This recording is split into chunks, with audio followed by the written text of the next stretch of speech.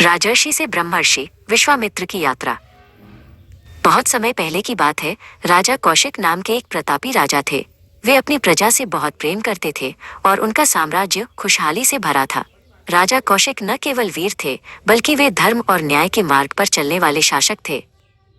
एक दिन शिकार खेलते हुए राजा कौशिक अपनी सेना के साथ महर्षि वशिष्ठ के आश्रम पहुंचे।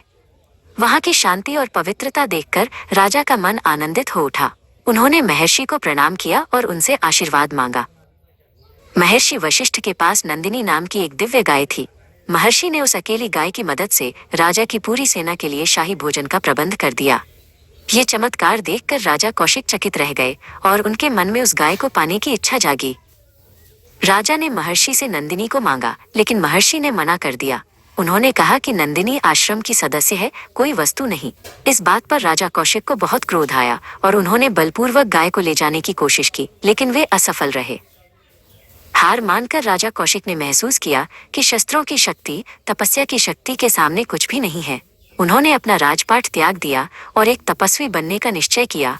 वे उसी दिन से घोर तपस्या में लीन हो गए। कौशिक ने वर्षों तक कठोर तपस्या की। उनकी भक्ति इतनी प्रबल थी कि स्वर्ग के देवता भी भयभीत हो गए। अब उन्हें विश्वामित्र के नाम से जाना जाने लगा, जिसका अर्थ है सबके मित्र।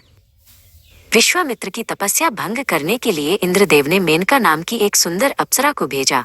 विश्वामित्र कुछ समय के लिए अपने मार्ग से भटक गए, लेकिन जल्द ही उन्हें अपनी भूल का एहसास हुआ और उन्होंने फिर से तपस्या शुरू की। इस बार विश्वामित्र ने अपनी इंद्रियों और क्रोध पर पूर्ण विजय प्राप्त कर ली।